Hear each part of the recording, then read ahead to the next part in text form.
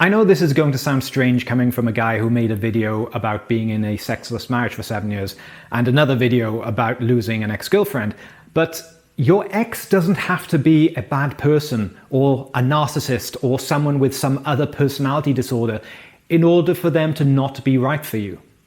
I look at some of the comments saying, "She was a narcissist, what a horrible person, what a monster," etc. And when I acknowledge that there's a real attempt to connect there, I don't need comments like this because I don't need my exes to be bad people in order for me to move on. Everyone has their own issues. They had theirs, I have mine. And I try to bring as much focus as I can onto the things I'm aware of what I did wrong so that I can share with you the lessons I learned from them. And also, the nature of telling my story and having only one side to source from is that I can't tell you things I don't know. And it can sometimes feel like my story is intrinsically linked to telling an incomplete version of someone else's story. And I had to choose what to focus on in the video. My analysis is what I give to you based on my best understanding of all the factors involved. But if the other person refuses to give me their side of the story and sit down with me in a conversation, then I'm going to be limited in my understanding. And it caused me a lot of confusion for months and years after both of the cases I just mentioned.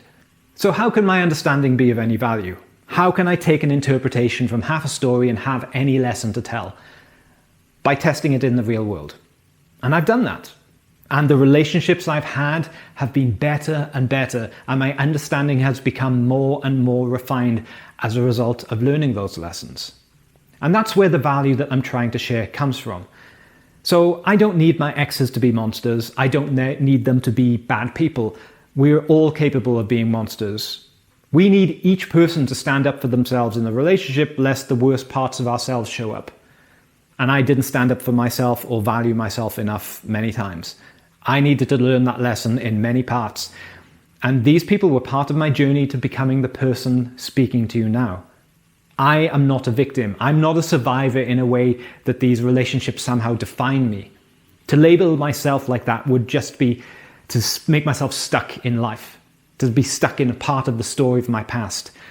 I'm just someone who's inherited a certain set of memories, and I'm learning from them, discovering and becoming who I truly am in the process. Through my high points and my lows and the most boring points in between, I've just been busy becoming myself. Thank you very much for listening.